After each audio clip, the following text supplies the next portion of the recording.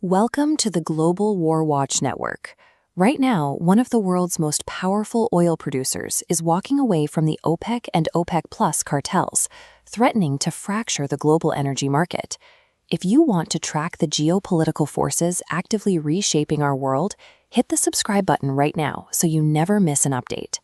In April 2026, the global economy is caught in a severe energy crisis, triggered directly by the war involving the US, Israel, and Iran. The physical reality of this conflict has bottlenecked the Strait of Hormuz. That narrow waterway normally handles a full fifth of the world's daily oil supply, and commercial traffic has now ground to a halt. This chart shows exactly what happens when that much supply is trapped.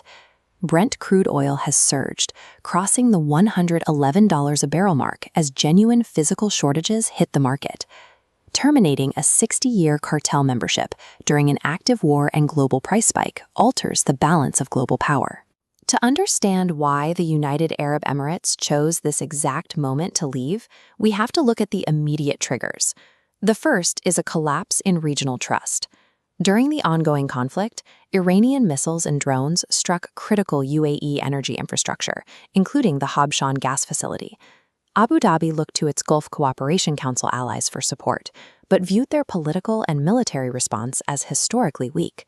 The UAE realized their traditional alliances could no longer guarantee their national security. This capacity gauge reveals the second trigger, financial friction. Over the last few years, the state-owned Abu Dhabi National Oil Company invested billions to expand its infrastructure, reaching a sustainable production capacity of 4.85 million barrels of oil per day.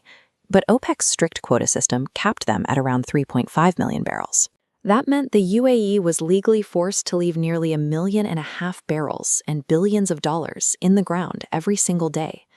The combination of physical vulnerability and artificial revenue caps transformed OPEC membership into a strategic liability for the UAE's sovereignty. This brings us to their market timing. Announcing a cartel exit usually causes oil prices to plummet as traders anticipate a flood of new supply. So why announce it during a major supply crisis? Because the Strait of Hormuz is closed, the UAE is physically prevented from exporting any additional crude oil right now anyway. Their only alternative export route bypassing the strait is the Abu Dhabi crude oil pipeline to Fujairah, and that is already operating at its maximum capacity. The final driver is the clock ticking on fossil fuels.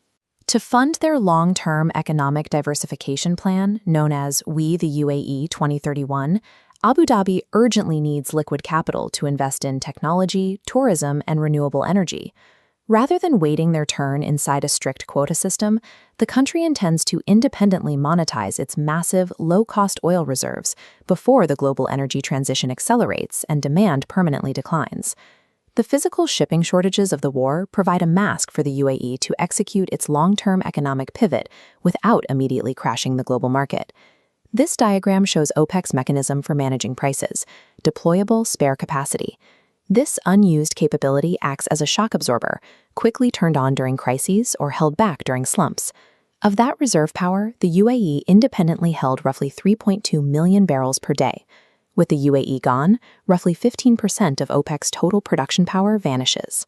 Because other major producers don't maintain substantial reserves, the burden of stabilizing the entire global market now falls almost entirely on Saudi Arabia. Stripped of this massive shock absorber, OPEC is structurally weaker, losing the tool it historically used to defend price floors and manage global shortages. For consumers at the pump, this creates two very different timelines. In the short term, you won't see any immediate relief. As long as the geopolitical bottlenecks remain, prices will stay high. But in the long term, once the conflict ends and commercial shipping resumes, the UAE will enter the market as an independent competitor, pumping oil at its absolute maximum capacity to capture market share. While that incoming flood of independent oil will eventually drive global prices down, it brings a long-term risk for the broader economy. This split-screen chart illustrates the danger. Without OPEC's coordinated spare capacity to smooth out future supply and demand shocks, the global market will suffer from unmanaged price volatility. The UAE's exit fractures the global crude architecture. Energy markets are shifting from centralized management toward uncoordinated competition. Thank you for watching. If you found this breakdown valuable, please like, share, and subscribe to the Global Warwatch Network. Let us know how you think the UAE's decision will impact global markets in the comments below.